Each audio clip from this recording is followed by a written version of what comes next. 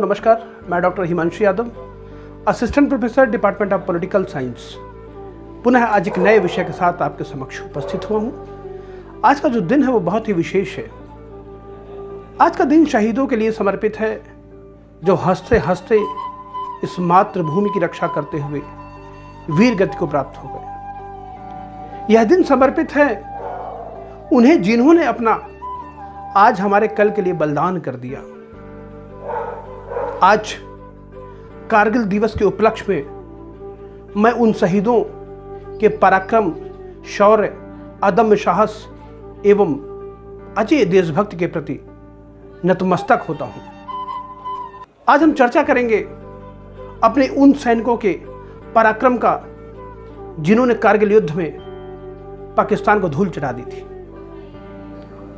अपने उस पराक्रम से वैश्विक जगत को एक एहसास दिला दिया था कि भारत की जल सेना, थल सेना और वायु सेना में कितना शौर्य है, कितना पराक्रम है। हम चर्चा करेंगे कि इस कारगिल युद्ध में थल सेना ने विजय ऑपरेशन किस प्रकार से चलाया, क्या था इसमें वायु सेना का सफेद सागर ऑपरेशन और क्या था क्या था जल सेना का तलवार ऑपरेशन। इन तीनों ऑपरेशनों की हम चर्चा करेंगे कि विजय ऑपरेशन, सफेद सागर और तलवार, जब तीनों शक्तियां मिल जाती हैं तो भारत की अजय शक्ति पाकिस्तान को धूल चटाने में कामयाब हो जाती है। क्या दौर था, क्या ऐसा हुआ था कि कारगिल अटैक हो गया। 21 फरवरी 1999 की अगर आप बात करेंगे, लाहौर की बस यात्रा की थी हमारे तत्कालीन प्रधानमंत्री अटल बिहारी वाजपेयी ने। गौर कीजिएगा, ऐसी क्या परिस्थितियां बदली, ऐसा क्या मंजर बदला। क्या पाकिस्तान की जो 11 फरवरी 1999 की जो यात्रा थी, उस यात्रा के पहले भी कोई घटना घटी थी? क्योंकि जब कोई घटनाएं घटती हैं तो घटनाओं के पीछे कोई ना कोई उसका इतिहास होता है, कोई ना कोई एक भावना होती है, किसी बदले की भावना से ही सही, लेकिन वो कार्य कहीं ना कहीं हो रहे होते हैं। तो उसी का जब हम जिक्र करेंगे, 1998 में एक घटना भारत में और घटी थी। भारत ने अपनी शक्ति परीक्षण करते हुए, परमाणु का परीक्षण करते हुए और पूरे विश्व जगत को यह साबित कर दिया था कि परमाणु परीक्षण करके भारत ने अपनी दूसरे परमाणु परीक्षण में उसने अपने शौर्य को सबके सामने, पूरे विश्व के सामने, विश्व जगत के सामने स्पष्ट कर दिया था। क्या भारत की इस शौर्यता, वीरता और पराक्रम और इस परीक्षण का जो माध्यम उन्होंने दिखाया था, क्या इसका प्रभाव पाकिस्तान पर भी पड़ा? बिल्कुल सही बात है। अगर आप रियल लाइफ में भी चीजों को एहसास करेंगे तो आप देखेंगे, जब आप आगे की तरफ बढ़ रहे होंगे तो आपके बहुत सारे दोस्त आपको पीछे करने का रास्ता खोज रहे होंगे। वो नहीं चाहते आप इन ऊंचाइयों पे छुए, वो नहीं चाहते कि आप इन ऊंचाइयों पे जाएं। और उस समय जब परमाणु परीक्षण जब किया जा रहा था 1998 में, उस समय अटल बिहारी वाजपेयी, जॉर्ज फर्नांडिस रक्षा मंत्री और अब्दुल कलाम, जिनको हम लोग वैज्ञानिक और मिसाइल मैन के नाम से जानते हैं, यह तीनों लोगों ने इस भारतीय शौर्य को एक नई दिशा और नई दशा पे इन्होंने मार्ग प्रशस्त किया। यह वह दौर था जब लोगों को अपनी ताकत दिखाने का समय आ गया था। तब हमारे पास उतने संसाधन नहीं थे, लेकिन संसाधन हमारे पास क्या था? अब्दुल कलाम। संसाधन क्या था? Missile man. संसाधन क्या था? अटल बिहारी का विश्वास। यह चीजें जब एक साथ मिली और मिलते ही क्या हुआ? एक नया रूप ले लिया। और नया रूप क्या था? परमाणु परीक्षण।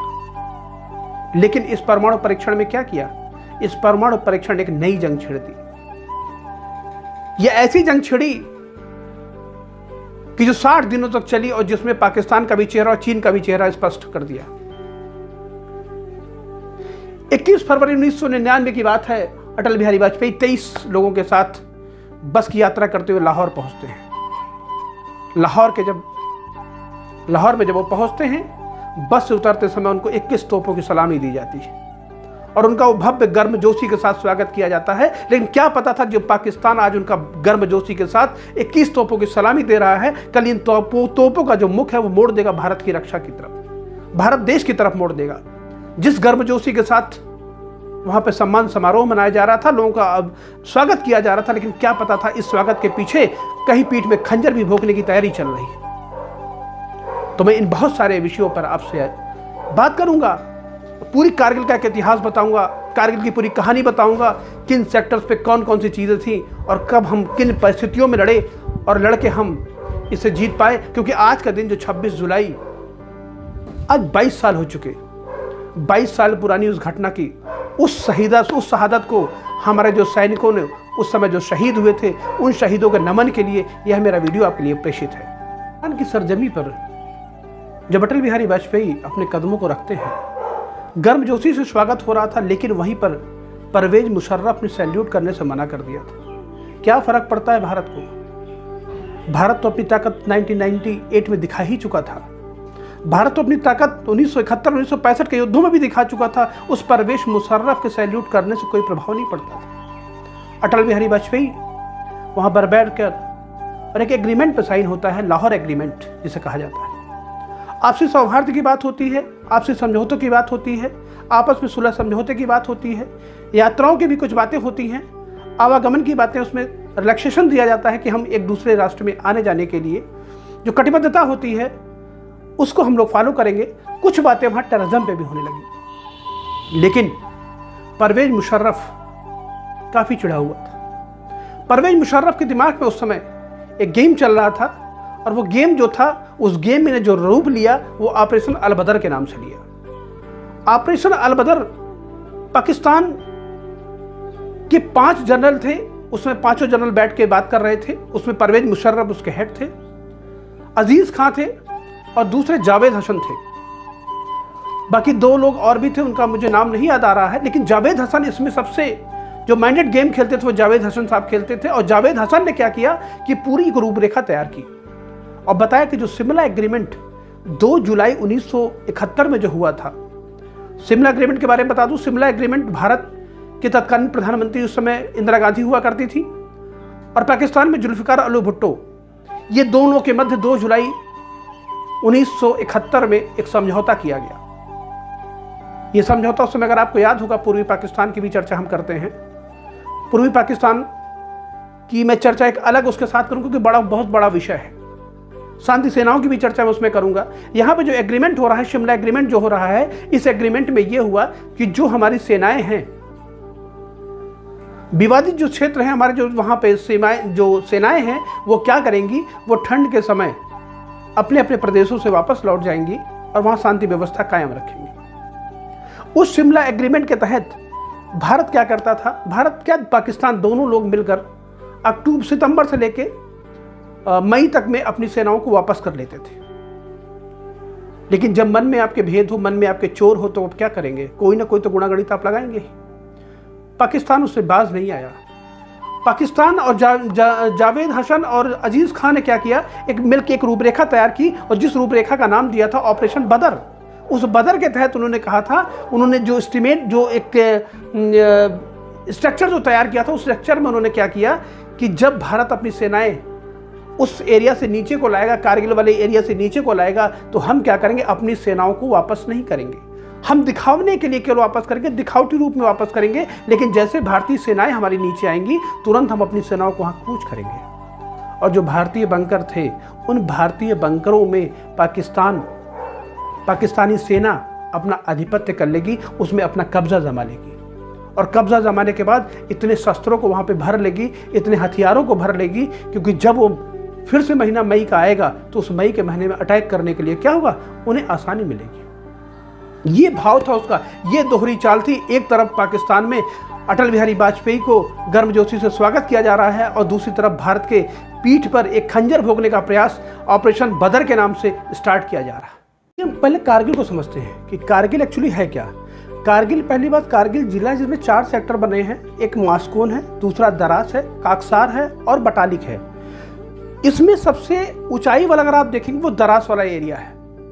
वहाँ पे वो लोग चाहते क्या थे, वहाँ वो चाह रहे थे पाकिस्तानी कि हम इस कारगिल पे अटैक जो करने की बात वो कर रहे थे, ये दराज वाला जो एरिया था, इन्होंने सोचा कि अगर हम पाक ऑक्युपाइड कश्मीर से जो 1 जा रहा था वो श्रीनगर से लेह तक जाता है, नेशनल हाईवे नंबर 1, इन्होंने कहा कि नेशनल हाईवे नंबर 1 को अगर हम ब्लॉक कर दें, उसे अगर काट दिया जाए तो हमारा क्या होगा, हमारा इनका जो कारगिल से सियाचिन का जो रास्ता था वो क्या होगा, डिसबैलेंस हो जाएगा, उसको हम रोक सकेंगे। और अगर इनका जब सियाचिन से हमारा इनका संबंध टूट जाएगा तो उन परिस्थितियों में हम क्या होगा, हम कारगिल के साथ साथ सियाचिन पर भी क्या करेंगे, कब्जा कर लेंगे। यह दिमाग उस समय पाकिस्तान ने एक फितरत अपने दिमाग में पैदा कर रखी थी और प्लान पूरा बिछा रखा था, प्लान बना भी रखा था। प्लान बनाने के साथ साथ प्लान की सफलता के पहले चरण पर भी पायदान रख चुके थे। इन्होंने क्या किया, इन्होंने धीरे धीरे जब हमारी सेनाएं वापस चली आई तो इन्होंने मई के महीने में देखा गया कि एक व्यक्ति वहाँ पर एक याक था और याक उनका खो गया था, जानवर था, एक याक जानवर होता है, आपको मालूम होगा, पहाड़ों पर बड़े बालों वाला होता है, सींगों वाला होता है, याक का दूध भी निकलता है। एक ग्वाला था, नाम उसका ताशीम दयाल था। 2 मई की घटना है, वो टहलते हुए और अपने उस जानवर को खोजते हुए उस पहाड़ियों की तरफ गया। वह दराज के बहुत करीब था। उसकी नज़र जब पड़ी तो कुछ लोग वहाँ पर आ जा रहे हैं, कुछ सामान लेके जा रहे हैं, कुछ लकड़ियाँ लेके जा रहे हैं। लकड़ियाँ एक्चुअली नहीं थी, वो बंदूक थे, लेकिन उसे लकड़ियाँ ही समझ में आ रही थी। कुछ चीज़ें वो लेके जा रहे हैं। जैसे उसके दिमाग में चीज़ें आई तो वो तुरंत भाग के वापस गया और उसने कारगिल में बताया कि ऐसी ऐसी चीज़ें हैं, ऐसा ऐसा मैंने देखा है। पेट्रोलिंग पार्टियों ने भी हवाई जहाज़ उड़ाए, हवाई जहाज़ से देखना चाहा, निगरानी करना चाहा, लेकिन बहुत ज़्यादा चीज़ें नहीं आई क्योंकि बहुत सारी सेनाएं उस समय नहीं आ पाई थी उनकी। पाकिस्तान घुसपैठ धीरे धीरे कर रहा था, कम टुकड़ियों में कर रहा था, तो हेलीकॉप्टर से बहुत ज़्यादा हमें समझ में नहीं आया। लेकिन 5 मई 1999 की घटना है, हमने अपनी पेट्रोलिंग पार्टी भेजी। ठीक 2 दिन बाद हमने पेट्रोलिंग पार्टी जब भेजी कि जाइए पेट्रोलिंग करके आइए और देख के आइए वहाँ कोई ऐसी व्यवस्था या कोई ऐसा कब्जा कर रहा है। जब वहाँ पे गए तो वो पेट्रोलिंग पार्टी हमारी वापस नहीं आई। 5 मई को वो 5 जवान जो गए थे, 5 जवान में कोई वापस नहीं आया। बताते हैं उनके नाखून, उनकी आंखें, उनके हर जिस्म के एक एक टुकड़े को उन्होंने काट दिया था, एक एक टुकड़ों में काट दिया था। कितना भयावह मंजर रहा होगा। अब मुझे बताने में इतना भयावह लग रहा, तो आप सोचिए कि जिनके साथ ये घटना घटी होगी और जिन्होंने इस घटना को देखा होगा उनके साथ क्या पर्याय रहा होगा, क्या बीता होगा, क्या गुजरा होगा। और उन जो शहीद हुए थे 5 लोग, उनकी माओं पे जब उस लाशों को अगर देखा होगा तो उनकी माओं ने क्या सोचा होगा, क्या वो सह पाई होंगी इन चीजों को देख के। इतना तो पेट्रोलिंग पार्टियां उस समय वापस तो नहीं आई, लेकिन एक मन में फिर कौतूहल उठा कि क्या हुआ कि पेट्रोलिंग पार्टियां वापस क्यों नहीं आई। पुनः उन्होंने प्लान किया आगे जाने का। समय ज़्यादा लगता था, 4 से 5 दिन लग जाया करते थे, तो यह एक एहसास था मन में कि हो सकता है कि थोड़ा सा टाइम लग रहा हो। पेट्रोलिंग पार्टियों को काफ़ी लंबा घूम के जाना पड़ता था अपनी गाड़ियों से, तो इसकी वजह से कुछ दिन इंतज़ार किया। लेकिन 9 मई की बात है, 9 मई शाम का समय था। उस समय कारगिल जिले पर ही एक बम आके गिरता है और जैसे वो बम आके गिरता है हाहाकार मच जाता है और ये एहसास हो जाता है भारत माता की छाती में। जब वो बम गिरता है तो हमारे जो सैनिक थे, सैनिकों में चिल्लाहट मच गई। नुकसान हमारा एक शहीद का हो चाहे 50 शहीद हो, शहीद होता है, सैनिक होता है, जवान होता है। और वह जो हमारा क्षति हुई, वो जो हमारा नुकसान हुआ, उसे हम संख्याओं में नहीं बता सकते। वह एक भयावह मंजर, भगदड़ का माहौल बन गया कि पाकिस्तान ने हमारे ऊपर अटैक कर दिया। भारतीय सेनाएं अपने जोश खरोश के साथ अपनी तैयारी में लग गई। सबसे बड़ा नुकसान अगर हमारा वहां हुआ था तो सबसे बड़ा नुकसान हमारा था 127 करोड़ रुपए हमारे नुकसान हुए थे। उस नुकसान का मतलब हमारे टैंकर, हमारे बंकर, बहुत सारी चीज़ें हमारी जो थी वो नुकसान हुई थी। उसका जब आर्थिक मूल्यांकन किया जाता है वो लगभग 127 करोड़ रुपए का था। दरास जो मैंने बताया आपको, 4 मैंने जो आपके पॉइंट्स बताए थे, मास्कोन था, दरास था, काकसर था और आपका एक मैंने बताया था बटालिक। लेकिन जो दरास था, दरास में 1 जो NH जो वहाँ से गुजरता था, इन चारों रास्ते पर 1H गुजरता था, नेशनल हाईवे नंबर 1। उनका जो उद्देश्य था पाकिस्तान का, इस नेशनल हाईवे को कट करना था, क्योंकि अगर वो नेशनल हाईवे को काट देंगे तो नेशनल हाईवे को काटने के बाद आधा तो वो कश्मीर की सतह पा जाएंगे। लेकिन क्या ऐसा आसान था? क्या भारत माता के सीने पर जब बम पड़ा तो क्या भारतीय शांत बैठेगा? कतई नहीं शांत बैठेगा। भारत को जवाब देना था। भारत को जब जवाब देने की बारी आई तो भारत ने पहले एक मैपिंग करके तैयार किया।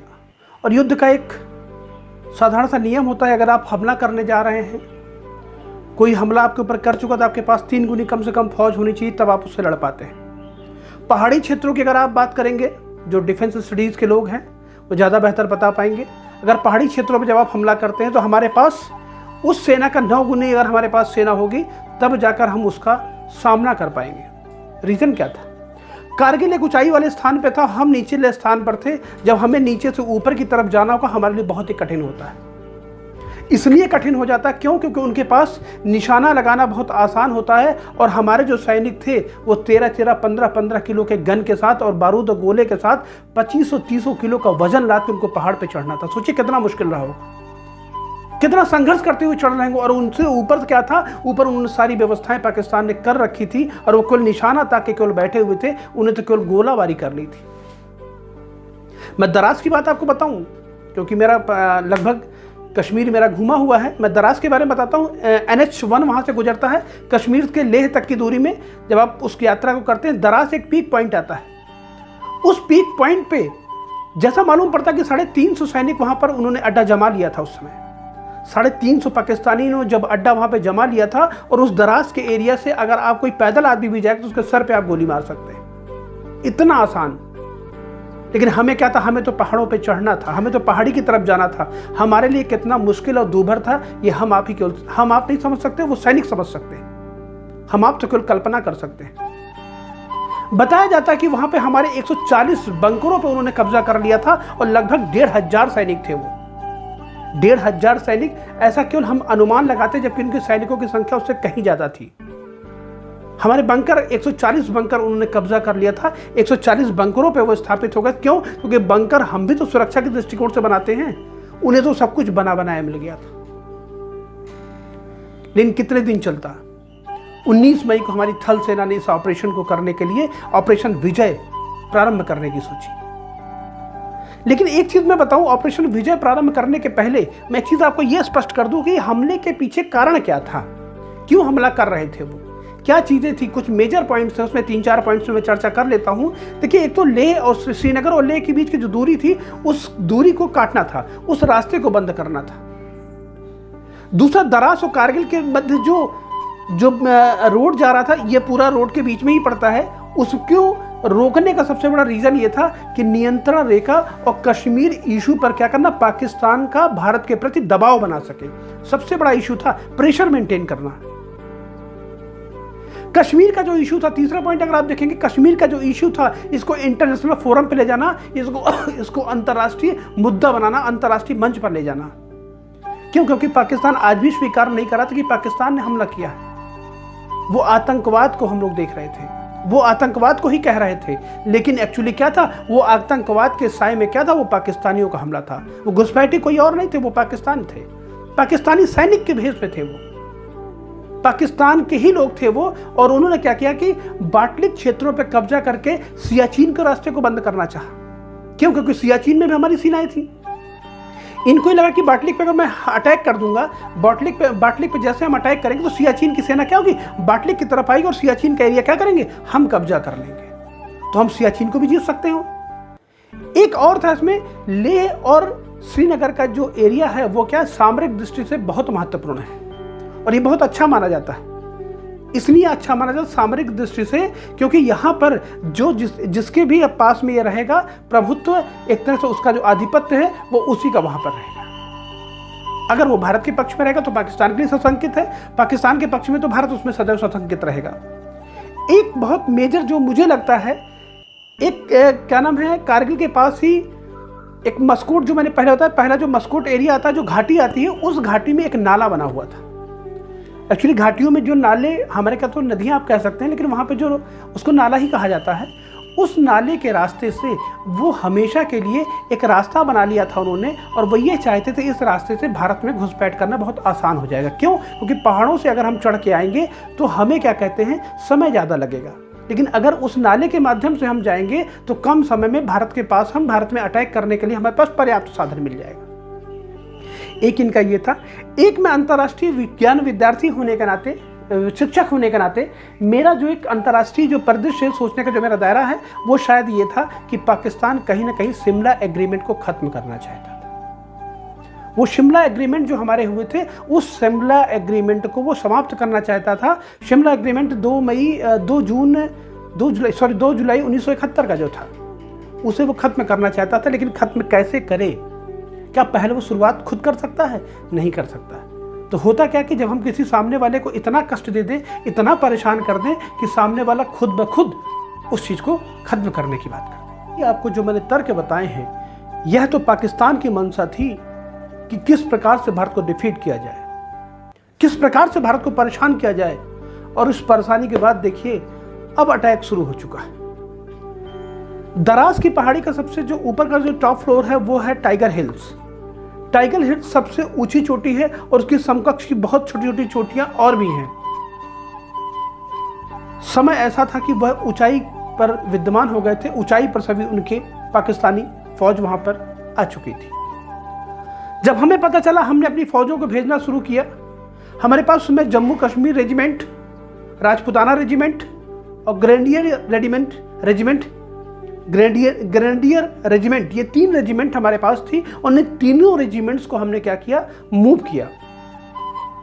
एक बात और बता दूं मैं आपको, दरास जो टाइगर हिल्स की जो टॉप चोटी जो है, उसके पहले अगर आप देखेंगे 0.5140 भी एक चोटी का नाम है। एक्चुअली होता क्या है कि जब हम मैपिंग करते हैं, खास करके जो आर्मी के लोग होते हैं, उन चोटियों का नाम से नहीं बल्कि उसके एक्चुअल पॉइंट और मैपिंग के हिसाब से उसको वो नाम देते हैं, पॉइंट्स में नंबरिंग कर देते हैं उसको। नंबरिंग करने से उन्हें आसान होता है। हमारी जो हमारी टुकड़ियां थी, सैनिक टुकड़ियां थी, हमने वहां से जाट रेजिमेंट, गोरखा रेजिमेंट, सारे रेजिमेंट्स को हमने बुला लिया था। और सबसे पहले जो हमें जीतना था वो तोनो हिल की पहाड़ी को जीतना था, क्योंकि तोनो हिल से जब हम चढ़ते तब हम पॉइंट 5140 पे जाते और तब उसके बाद हम टाइगर हिल पे जाते। और टाइगर हिल से पहले जो सबसे टॉप चोटी थी उसको 4812 के नाम से जाना जाता था। तो हमारे लिए कितना मुश्किल था, हमारे सैनिकों में कितना मुश्किल था। लेकिन हमारे सैनिकों का जोश और जुनून, वो जम्मू कश्मीर रेजिमेंट, वो राजपुताना रेजिमेंट और वो ग्रेनेडियर रेजिमेंट, इन लोगों ने अपने दमखम को बनाए रखा और जोशो खरोश के साथ उन्होंने तोरल पे आक्रमण किया और उस पर कब्जा कर लिया। 0.5140 पे जैसे उन्होंने कब्जा किया, उस कब्जा करने से क्या हुआ, इनका साहस और बढ़ा। और उनका जो अगला टारगेट था वो क्या था, वो दराज की टाइगर हिल की ऊंची चोटी थी। उसके बीच में जो हमारे पास 0.5410 जो पड़ रहा, जिस पे हमने जीत लिया था, उस जीतने के दौर में एक चीज आपको और बता दूं, यह जो चोटी थी, इस चोटी की सबसे खास बात यह थी कि टाइगर हिल से जो भी अटैक होते थे आपको नीचे से ऊपर की तरफ देखना पड़ता था और बीच में एक पहाड़ी पड़ रही थी, आप सीधे उन पर अटैक नहीं कर सकते थे। लेकिन दराज की जो टाइगर हिल्स की पहाड़ी थी, अगर वो कोई भी बम ऊपर से डालता, कभी कभी आप गेम खेलते होंगे, आपने देखा होगा, एक गोल्फ का एक छोटा सा गेंद का टुकड़ा होता है, कई सारे पहाड़ बने होते हैं, उसमें उसको डालना होता है। तो आप जितना सरफेस एरिया पीछे से लेते हैं उतनी तेज बॉल आपका ऊपर जाके वहां पे मूव होता है। सेम कंडीशन वहां पे उस समय उनके तोपों का भी यही कंडीशन थी। वो पूरे प्लान के साथ आए थे, पूरे प्लान के साथ थे वो, उनके पास हथियार, मोटार, रॉकेट लॉन्चर, सारी व्यवस्थाएं उनके पास थी। हम भारत के लोग व्यवस्था को अरेंज करके कर रहे थे और हमारे जितने सैनिक जा रहे थे, उस सैनिक में अगर देखा जाए तो 20 से 30% लोग शहीद भी हो रहे थे। क्यों? क्योंकि हमें जंग लड़ना था और वो पूरी तैयारी के साथ बैठे थे। हमें नीचे से ऊपर की तरफ जाना था और कितना मुश्किल था, आपका इसको अंदाज है। मैं बताता हूं, एक एग्जाम्पल से आप समझ सकते कितना मुश्किल था। अगर आपने कभी कुतुब मीनार देखा होगा दिल्ली में, आपने कुतुब मीनार की जो ऊंचाई है बताते हैं 250 फीट की है, 250 मीटर की है। 250 मीटर पे अगर आपको चढ़ना होता तो आप थक जाते हैं। और यह जो हमारी लड़ाई चल रही थी, 18,000 फीट पे लड़ाई चल रही थी। सोचिए आप कितनी ऊंचाई रही होगी, कितना मुश्किल का। 18,000 और कहां 250, 250 में अगर आप थक जाते हैं, हमें 18,000 फीट पे हमें जब लड़ाई लड़नी होती है, कैसे हम जाएंगे, कैसे हम करेंगे, कितने अपने शस्त्रों के साथ और जाके दुश्मनों का मोर्चा संभालेंगे। और दुश्मन हमसे +3 ऑलरेडी हमसे 3 गुना हमसे मजबूत है। क्यों? क्योंकि वो हमारे ऊंचाई के स्थान पे बैठा हुआ है। उसे निशाना नहीं देखना, उसे तो कोई बम फेंक दिया, वो लुढ़कते लुढ़कते भी जाएगा तो आपको ले डूबेगा। लेकिन हमें क्या, हमें उस फोर्स के साथ वहां तक पहुंचाना है, क्योंकि हमारे इस बीच में सैनिक भी हैं। ऐसा ना कि उन सैनिकों का भी कोई नुकसान हो जाए। सोचिए कितना दुर्गम रहा होगा, कितना मुसीबत का क्षण रहा होगा, कितने संघर्ष का क्षण रहा होगा जिस समय हमारी भारतीय सेना वहां लड़ रही थी। लेकिन हमारी भारतीय सेना ने अपने कदम पीछे नहीं हटाए। तोनिंग को जीतने के बाद जब हमने उस पहाड़ी को 55140 को जब जीत लिया और हमारा जो टारगेट था 4812 का, उस टारगेट को पाने के लिए, क्योंकि सबसे ऊंची चोटी थी और उनके बताते वहां पे 600 सैनिक तैनात थे, शस्त्रों के साथ लैस 600 सैनिक तैनात, और हमारे पास केवल एक रास्ता। तब भारतीयों के मन में आया कि अब हम क्या करें। उस कंडीशन में भारतीयों ने क्या किया कि 3 तरफ से उसे घेरने की कोशिश की। 3 तरफ से इसलिए घेरने की कोशिश की, अगर हम 3 तरफ से जब उसे घेरेंगे तो उनका दिमाग जो होगा वो डाइवर्ट होगा, और दिमाग जब डाइवर्ट होगा तभी हमारे पास एक विकल्प बचता है कि हम उनका सामना तभी कर सकते हैं, अदरवाइज दूसरा हमारे पास कोई रास्ता नहीं था। तो जब हमने 3 तरफ से घेरना जब शुरुआत की, उस घेराव में जब उनको लगा, जब वो जिनको लगा कि भारतीय इधर से आ रहे हैं या इस साइड से आ रहे हैं, उनके सैनिक क्या हुआ, बटना शुरू हो गए।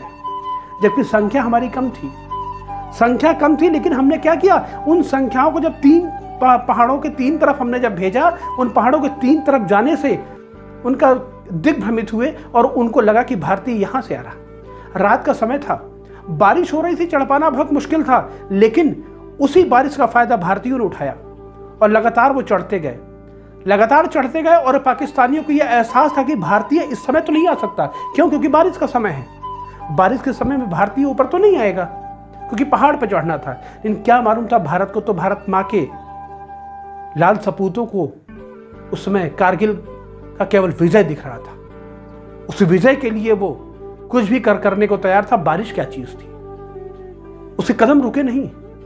जो पाकिस्तान बैठकर ये सोच रहा था, इस खुश हो रहा था कि सुबह होगी फिर से हम उन्हें अटैक करेंगे, सुबह होगी फिर से हम शिकार करेंगे, जो उस रात, बारिश की रात के अंधेरे में शराब का प्याला लेकर शांत बैठे हुए थे, और हमारे भारत माँ के सपूत लगातार उसका संघर्ष करते हुए चढ़ते चले जा रहे हैं। तो इन्होंने अपना दमखम दिखाना शुरू कर दिया था। 1500 फीट से ऊपर, 1500 फीट से ऊपर हथियार पहुंचाने में इसने अपनी भूमिका का निर्वहन किया। पहली बार लेजर गाइडेड बम का भी यहां पर इस्तेमाल किया। भारतीय सेना ने अपना दमखम दिखाया। अब बोफोर्स की बात करते हैं हम लोग। बोफोर्स का भी बड़ा गुणगान हुआ। यह बोफोर्स, जैसे नाम बोफोर्स का आता है, वो तुरंत हमारा दिमाग कहां जाता है, राजीव गांधी के समय जाता है। राजीव गांधी के उस डील को, राजीव गांधी के उस संबंध को, राजीव गांधी के उस बोफोर्स को खरीदने को लेकर आज हमें महसूस हुआ उस कारगिल युद्ध में कि वो जो निर्णय राजीव गांधी का, आज वो सही है। आजकल हम लोग कहते हैं कि अभी जो हमारे विमान मंगाए जा रहे हैं, फ्रांस से विमान आ रहे हैं, रशिया से जो विमान हमारे आ रहे हैं, मैं विमानों का नाम नहीं लूंगा क्योंकि विवादास्पद हो जाएगा। सरकार इस पर प्रश्न चिन्ह उठाती है कि फला सरकार में इसको खरीदारी में इतना इसका खर्च हुआ, या यह इसका रेट ये था, इसका ये हो रहा है। ठीक है, आप उस पर आलोचनाएं करिए, उस विमान में प्रश्न चिन्ह मत उठाइए। क्यों? क्योंकि अगर उस विमान पे आप प्रश्न चिन्ह उठा रहे होते तो राजीव गांधी के उस निर्णय को, बोफोर्स के उस विमान को हम लोग, अगर मेरे पास ना होता या हमारे देश के पास ना होता, तो उस कारगिल युद्ध को हम हार चुके होते। उस कारगिल युद्ध को जीतने में एक बहुत बड़ी भूमिका अगर किसी ने निर्वहन की है तो वो किसने की है? वो बोफोर्स, जो राजीव गांधी के समय जो विमान खरीदे गए थे, उनकी थी।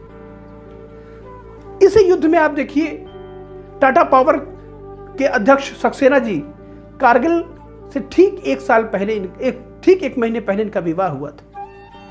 वह भी इस युद्ध में आए थे। घर पर तार पहुंचा कि इमरजेंसी है, और तुरंत आप लोग जहां जहां पे हैं, सारी छुट्टियां कैंसिल हो गई। लोग तुरंत अपने अपने घरों से मूव करके अपने अपने बटालियन में पहुंचा था। सबको जम्मू कश्मीर पर रिपोर्टिंग करना था। लोग रिपोर्ट किए। रिपोर्ट करने के दौरान क्या हुआ, वह हमारा जो देशभक्त था, जिसके घर में खुशहाली का एक आलम था, खुशहाली का एक माहौल था, वो 1 महीने के अंदर ही वो खत्म हो गया। उस माँ की वो गोद सूनी हो गई, उस पत्नी का वो सिंदूर उजड़ गया। ये शहादत दी थी हमारे इस कारगिल युद्ध को जीतने के लिए हमारे सैनिकों ने। हम बात करते हैं वायुसेना की। वायुसेना ने 26 मई 1998 को सफेद सागर ऑपरेशन 1999 सफेद सागर ऑपरेशन का उन्होंने क्या किया, एक प्रोजेक्ट तैयार कर दिया। मिग 27 उड़ा रहे थे उस समय पायलट नचिकेता क्या कहते हैं, पीओके में जाकर सर्वे करने के लिए गए हुए थे कि कितने हमारे के यहाँ किस तरह के लोग वहां पर, कितने उनके सैनिक हैं, इसको देखने के लिए गए थे। बताते हैं लोग टेक्निकली कोई प्रॉब्लम उनके विमान में आई, उन्होंने पैराशूट को खोला और पैराशूट जब उतरने लगा वो उड़ते हुए पीओके की सेना में चला गया, पीओके के क्षेत्र में चला गया। पाक ऑक्युपाइड कश्मीर में जब उनका पैराशूट उतरता है तो उन्हें बंदी बना लिया जाता है, तमाम उन्हें याचनाएं दी जाती हैं, बहुत उन्हें परेशान किया जाता है। अजय अहोलिया का एक नाम आता है। अजय अहोलिया इन्हें खोजने के लिए निकलते हैं। वो अपने विमान से जब निकलते हैं और उनके विमान को वहां के लोगों ने सेट कर दिया और यह हुआ कि इनको रडार से इनको मार दिया जाए। जब उन्हें इस बात का जब एहसास हुआ, स्ट्रिंगर रडार जो था उससे जब उनको एहसास हुआ कि हमें मार दिया जाएगा, उन्होंने अपने पैराशूट को खोला और नीचे वो कूद पड़े। वो मंजर ऐसा था, वो समय ऐसा था जब वो पैराशूट को खोलकर जब वो कूदे हैं तो पाकिस्तानी सैनिकों ने उनके मांस के चीथड़े उड़ा दिए थे। शरीर के वो छोटे छोटे टुकड़ों में वो गिर रहा था। वो हमारा भारत मां का जो सपूत था उसको गोलियों से छलनी कर दिया गया था। बताते हैं कि उसके एक भी टुकड़े, एक शरीर का कोई अंग उसका पूर्ण नहीं था, शरीर के विक्षिप्त अंग, उनके टुकड़ों को उठा पाना मुश्किल था। इस तरह का बर्ताव किया था इस पाकिस्तान ने इस कारगिल युद्ध में। कैसे भारत मां के सपूत शांत रह सकते थे? भारत मां के सपूतों ने फिर भी अपने पराक्रम और शौर्य के से पीछे नहीं हटे। क्यों? क्योंकि उनको तो इन सब का बदला लेना था। नचिकेत को भी हम लोग बाद में छुड़ा के ले आ पाए। एक समझौते के तहत हम ले आए, जो शिमला एग्रीमेंट हुआ था। उस एग्रीमेंट में दिया गया था अगर कभी भी इस तरह की बातें होती हैं तो हम एक दूसरे को, हम आपस में प्रत्यार्पण के द्वारा उसे हम ला सकते हैं, बातचीत के माध्यम से। जैसे हम अभिनंदन जी को अभी लाए थे, यही सेम कंडीशन उस समय नचिकेत को भी हम वापस ला पाए थे। लेकिन अहोलिया का जो हश्र हुआ था, अहोलिया के साथ जो घटनाएं घटी थी, अहोलिया के साथ जो कुकृत्य किया था उस पाकिस्तानियों ने, उसे हम नहीं भुला पाएंगे। सेना के जो फाइटर प्लेन हुआ करते थे, जब वो गश्त के लिए निकल रहे थे, इतनी स्पीड से निकलते थे कि उनको एक्चुअली सही पोजीशन का पता नहीं चल पा रहा था। उस कंडीशन में वायुसेना ने निर्णय लिया कि क्यों ना हम अपने हेलीकॉप्टरों के माध्यम से उसकी रेकी की जाए, हेलीकॉप्टरों के माध्यम से अपने सामान को वहाँ पहुँचाने की व्यवस्थाएं की जाए। इन्होंने मिग 70 का पहली बार उसने इस्तेमाल किया। 4 हेलीकॉप्टर हमारे पास थे, जिसमें 2 हेलीकॉप्टर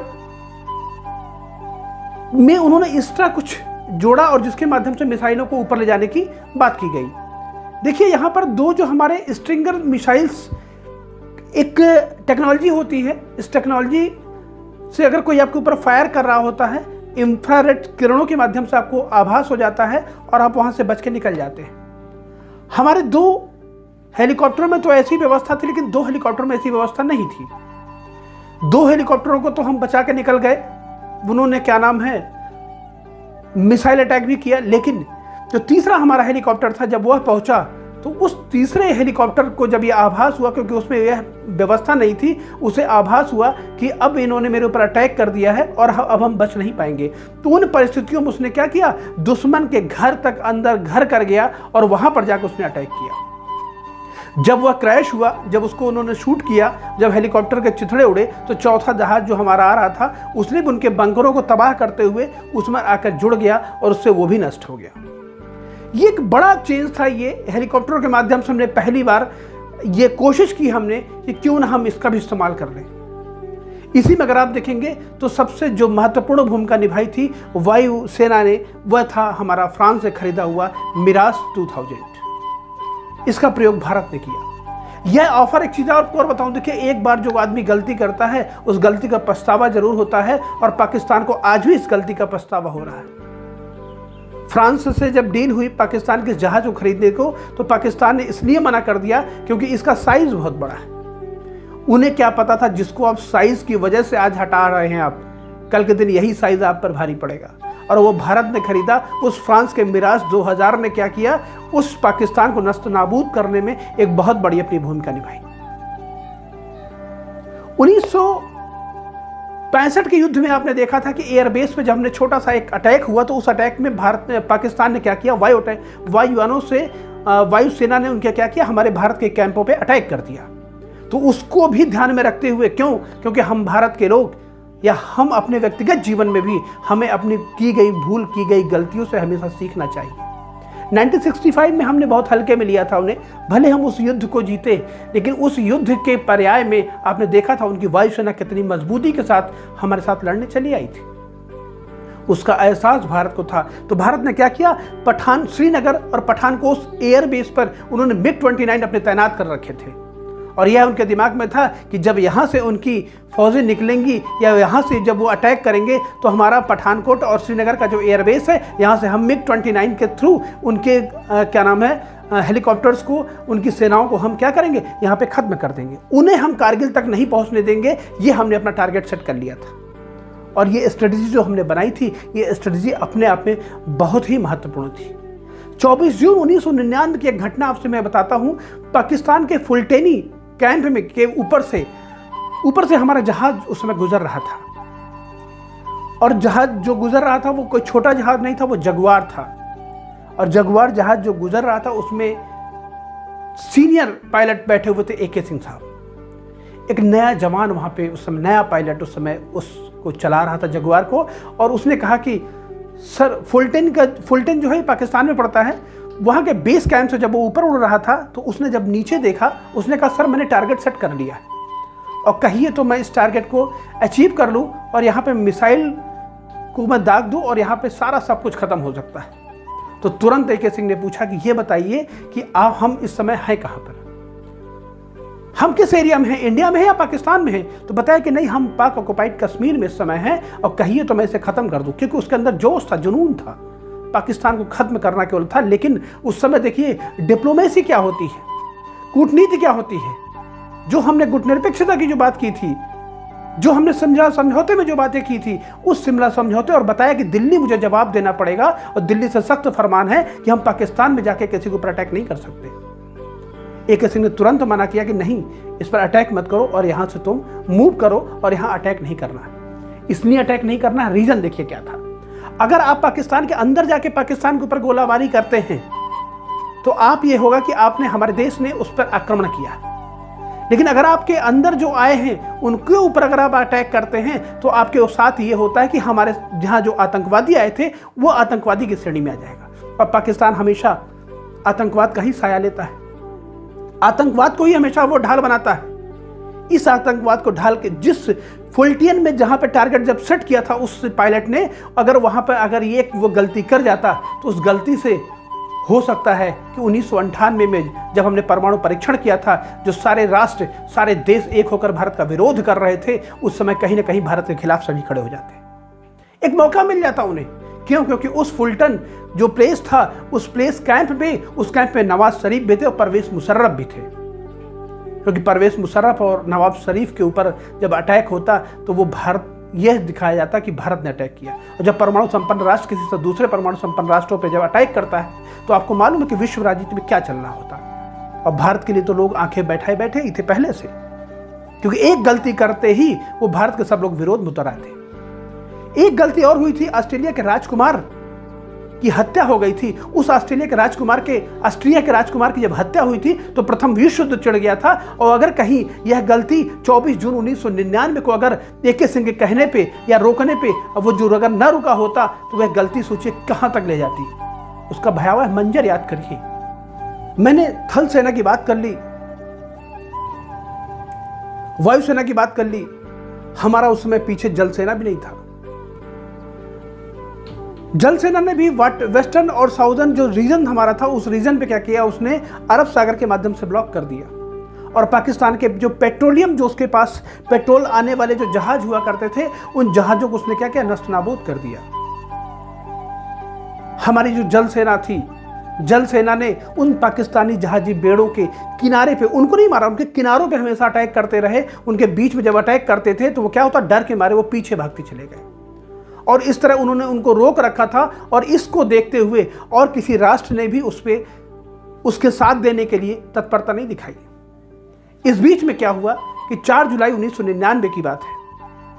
नवाज शरीफ ने तुरंत वायुयान बुलाया और वायुयान से बैठकर वो सीधे निकले कहाँ? अमेरिका गए। अमेरिका गए और अमेरिका जाते ही उन्होंने क्लिंटन साहब से मिला, क्लिंटन साहब से टाइम लिया। क्लिंटन साहब ने कुछ देर उनको समय दिया और बंद कमरे में बैठ के बातचीत हुई। और उन्होंने पूछा, ये बताओ कि आप उनके क्षेत्र में कि वो आपके क्षेत्र में?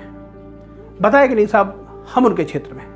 जैसे इस बात को कहा उन्होंने, 4 जुलाई का जो दिन था वह गए तो उस 4 जुलाई, आपको बता दूं 4 जुलाई जो होता है अमेरिका का स्वतंत्रता दिवस मनाया जाता है, और वो गए ही इस मौके पे थे कि उस स्वतंत्रता दिवस में मैं शामिल हो जाऊंगा। बिन बुलाए मेहमान के रूप में पहुंच गए।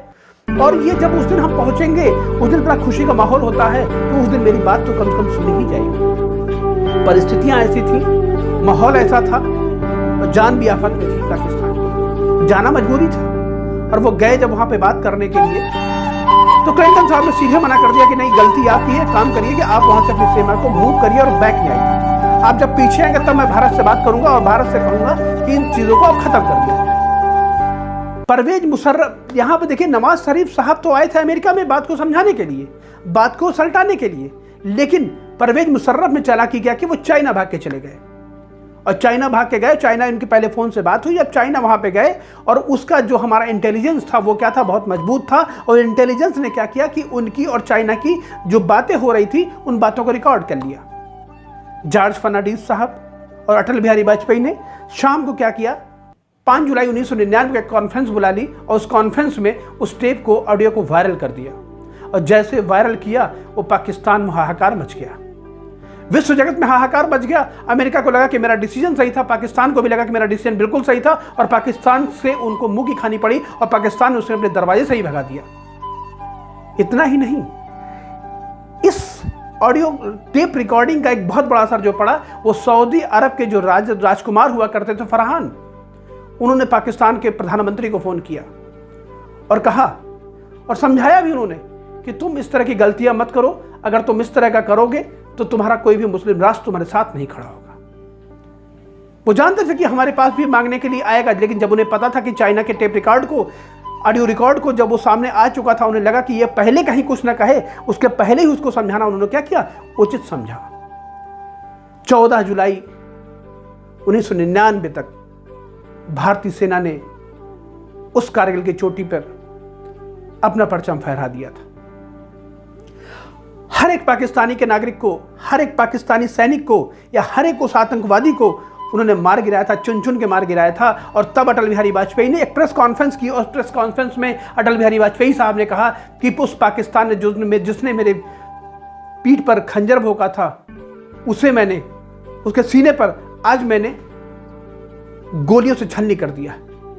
इस तरह की बातें हुई, और जब इस तरह की बात उन्होंने उस प्रेस कॉन्फ्रेंस में कही, तो अपने आप में एक बहुत बड़ा एक बूम सा आ गया।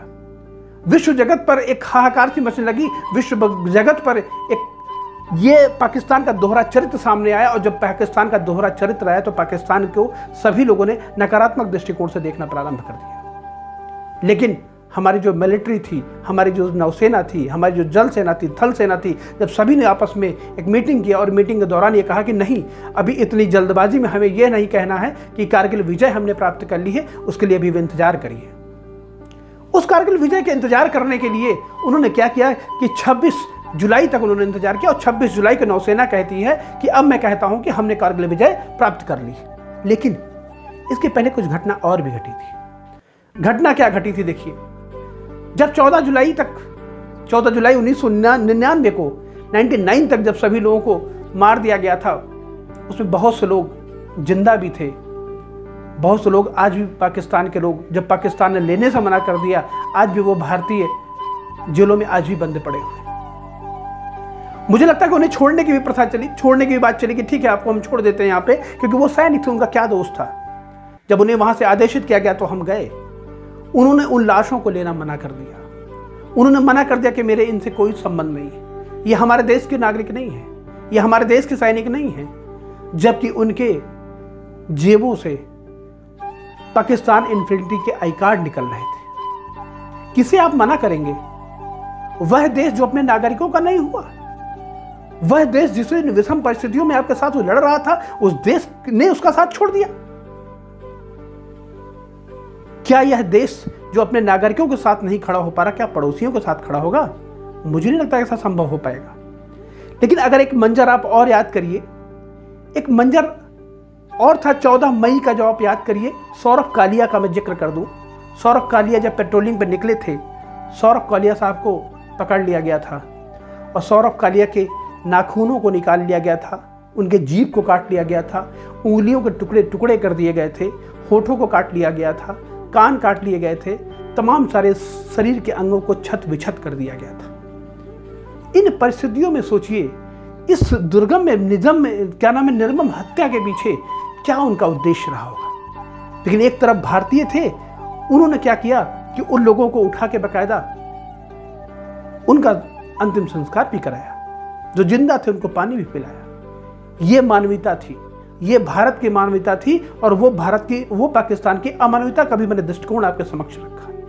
ऐसा विषय है, भारत पाकिस्तान संबंधों का एक ऐसा विषय है, एक ऐसा इतिहास है, अगर इस पर आप बात करेंगे तो समय, लंबा समय खिंच सकता है। लेकिन ये समय की एक मजबूरियां हैं।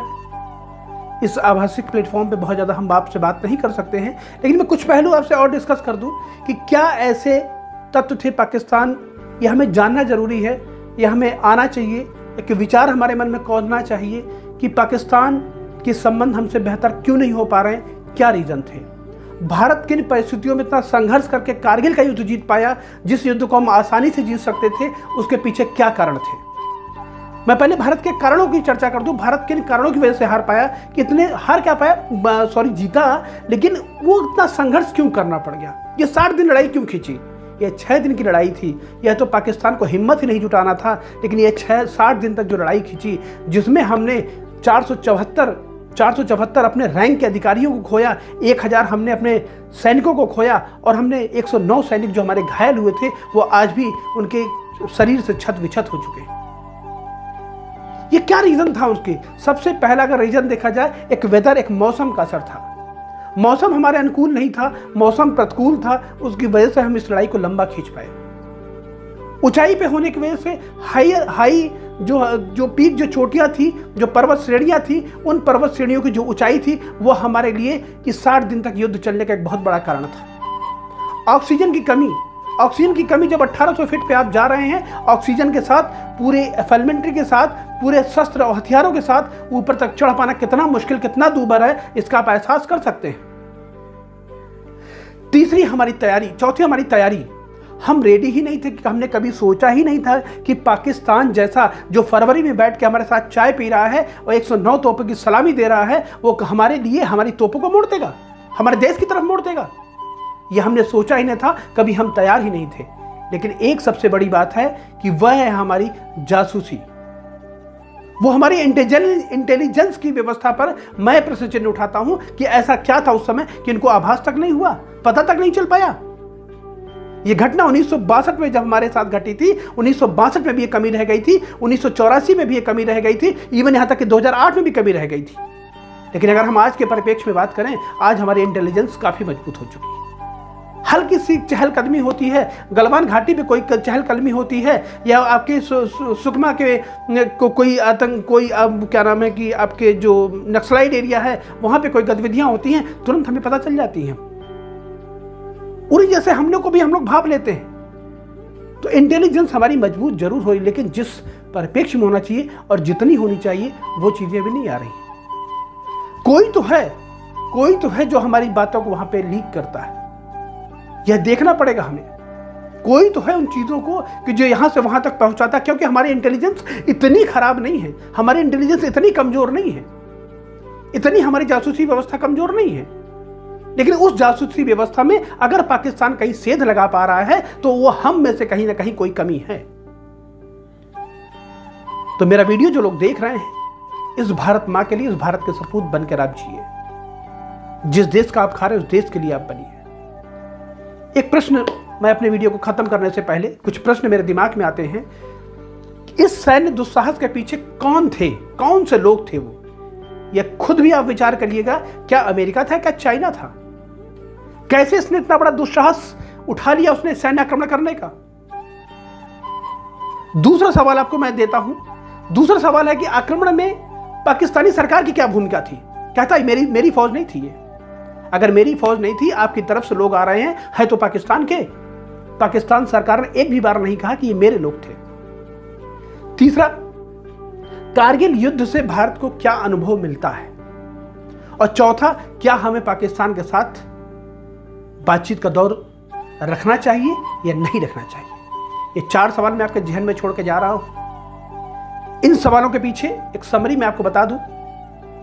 हम गुटनिरपेक्षता, शांतिपूर्ण सौहार्द, हम लाहौर और शिमला समझौतों को याद करते हुए, हमारे लिए पाकिस्तान नहीं, बांग्लादेश हो, श्रीलंका हो, अफगानिस्तान हो, नेपाल हो, कोई भी राष्ट्र हो, हम कभी भी नहीं चाहते कि वहां पे जनसंहार हो, आक्रमण की स्थिति बने। हमेशा हम शांति में जिए हैं और शांति में लोगों के साथ जीना देखना चाहते हैं। तो मेरा यह वीडियो उन भारत मां के सपूतों के लिए, उन माओं के लिए जिनकी गोदें सूनी हो गई, उन पत्नियों के लिए जिनकी मांगे उजड़ गई, और उन बच्चों के लिए जिन अनाथ हो गए हैं, उन सबको मैं सैल्यूट करता हूं। जय हिंद, जय भारत।